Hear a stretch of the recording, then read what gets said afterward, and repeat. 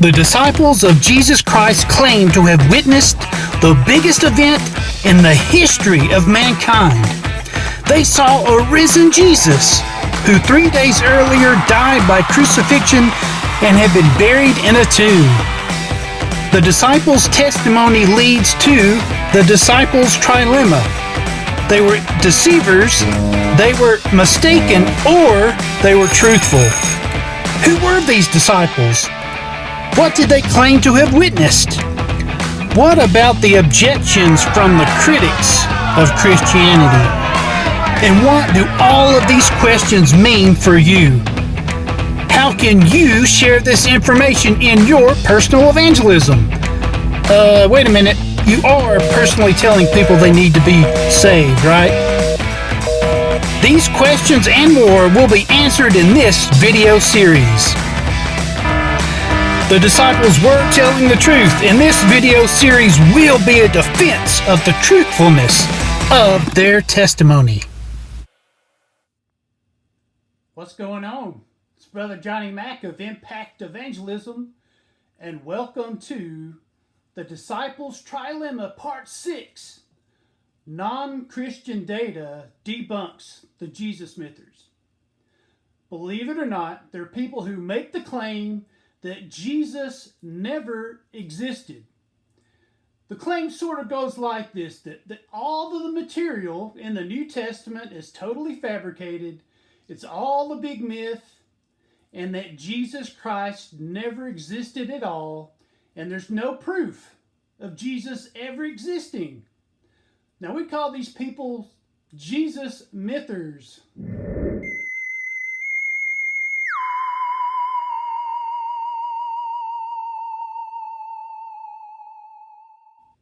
Now, hardly any scholars at all believe this theory, but there are a couple that I want to mention: Robert Price and Richard Carrier.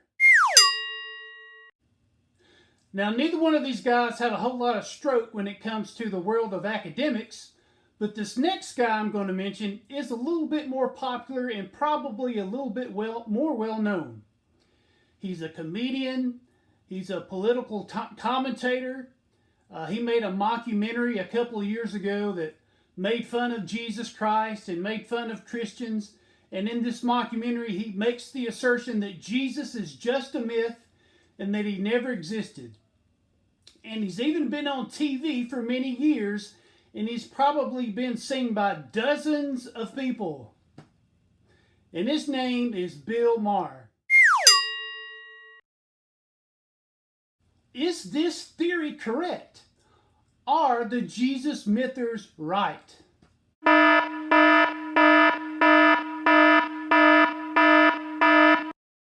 In my first 5 videos, I have been using Christian sources, historical sources, that back up and confirm that the New Testament is reliable.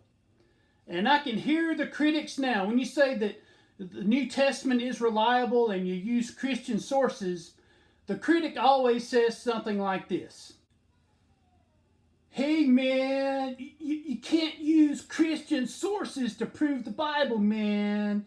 It's because those guys are biased. Yeah, they're all biased.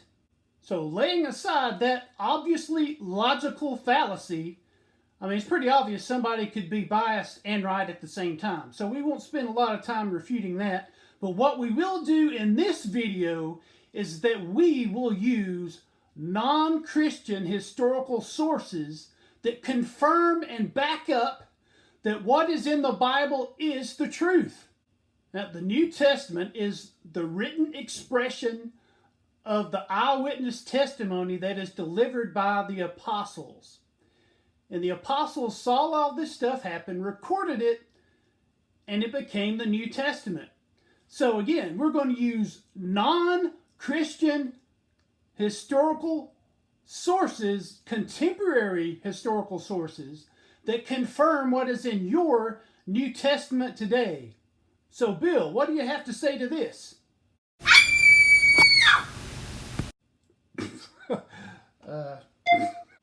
All right, the first historical source we're going to use is Tacitus.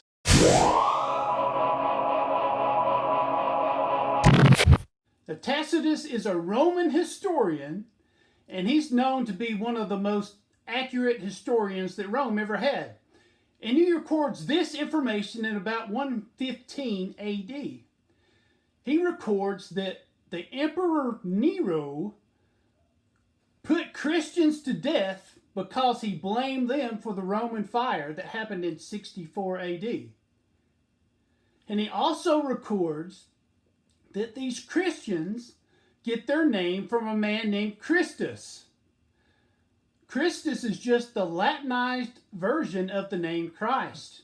And he also records this, that this man named Christus suffered the extreme penalty during the reign of Tiberius Caesar at the hands of Pontius Pilate. So we have a historical reference that tells us that Jesus Christ was crucified by Pontius Pilate during the reign of Tiberius Caesar. And he also adds this bit of information. He said that a mischievous superstition had made its way all the way from Judea and all the way to Rome. And it's obvious that this mischievous superstition that the Christians were talking about was the resurrection of Jesus Christ. So we have non-Christian historical sources that back up that Jesus was crucified and that the Christians believe that he rose from the dead. So you see that Tacitus debunks the JesusMythers.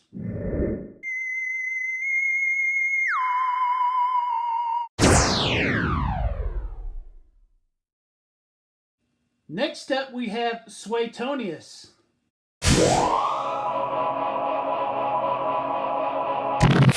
Suetonius was a Roman biographer who wrote biographies from Julius Caesar to Domitian. He wrote biographies of all these Caesars.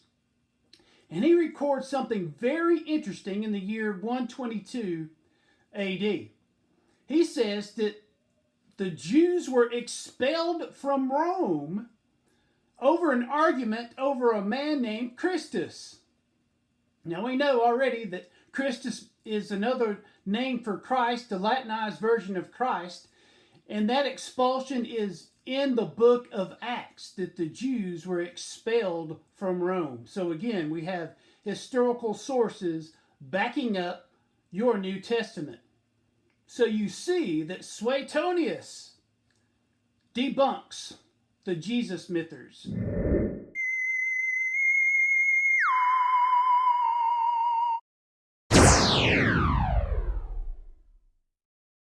Next up, we have Thallus.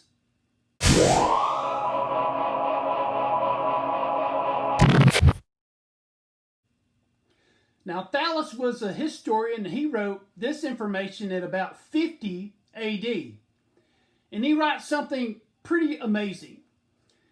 Now, his original writings are not with us today, but they are preserved by a historian named Julius Africanus.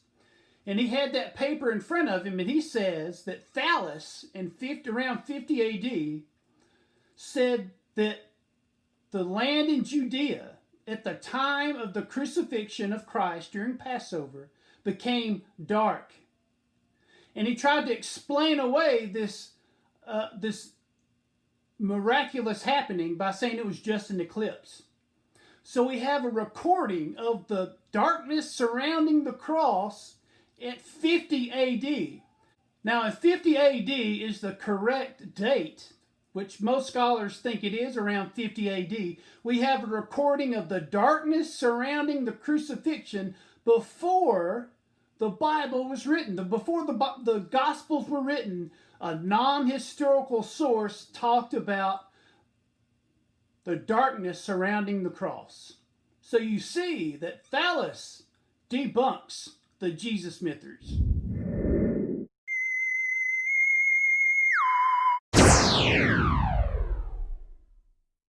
So next up we have Pliny the Younger.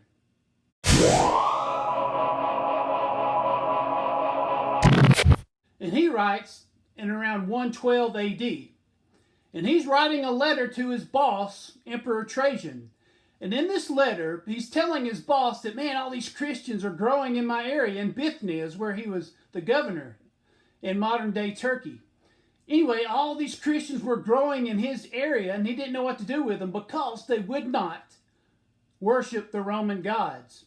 So Pliny the Younger writes this letter to his boss Trajan asking how to deal with these guys. And in this letter, he mentions some very interesting things.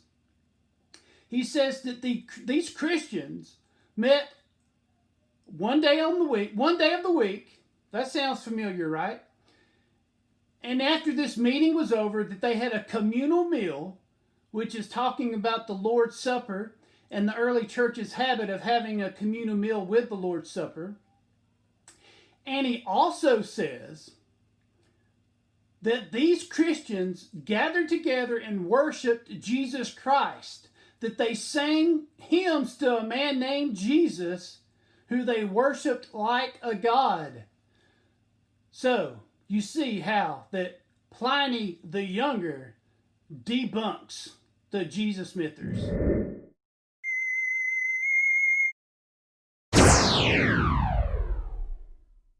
So all of this information is for you, Christian, to use this information in your personal evangelism.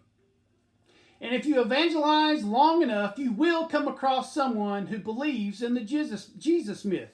You'll tell them that Jesus died for their sins and then he rose again from the grave the third day. And if they would just put their trust in him, that they could have eternal life. Now, you say that message to someone might say, I don't even believe Jesus ever existed. So this information that you learned in this video can help you persuade someone of the truth about Jesus Christ. And so what we like to do is we like to break down the information in each video in 3 categories, and we label them with the letters A, C, E, ACE.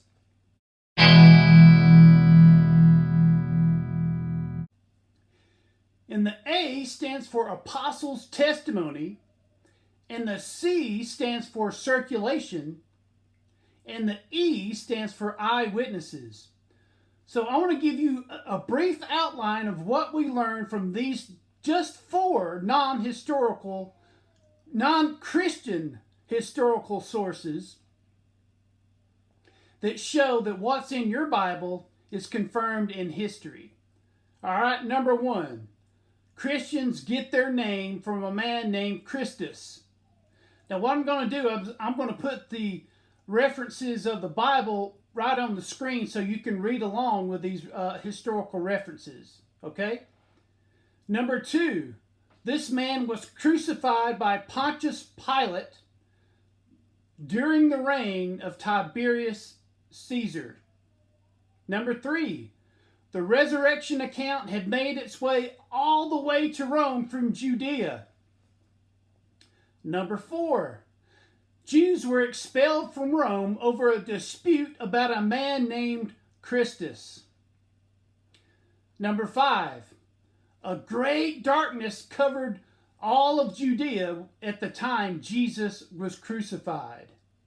Number 6, Christians met on a certain day of the week to worship. Number 7, Christians sang hymns to Christ as though he were a god. And number 8, after the services were over, these Christians would gather together and have a communal meal, which we call the Lord's Supper. So you see this outline of just 4 non-Christian historical sources tell us that Jesus Christ was a real person, that he was crucified, that his believers believed that he was raised from the dead, and that his believers were worshiping him and spreading this gospel message all over the Roman Empire. And C stands for circulation. Now, when we talk about circulation in these videos, we're talking about the dates that this information started to circulate in the Roman Empire.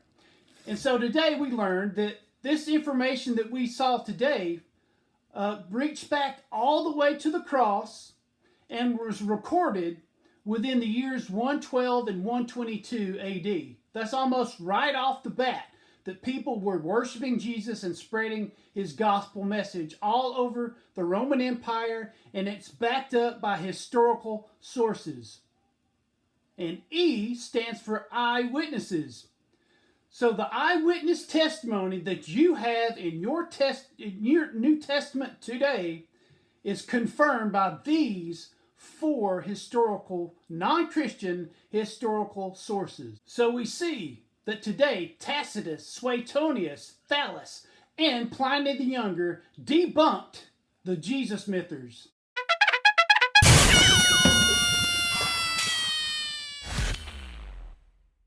So I hope you use this material in your personal evangelism. So if you want to make an impact on this world, what are you waiting for? Go out today and share the gospel. And I'll see you next time on part 7 of the Disciples' Trilemma.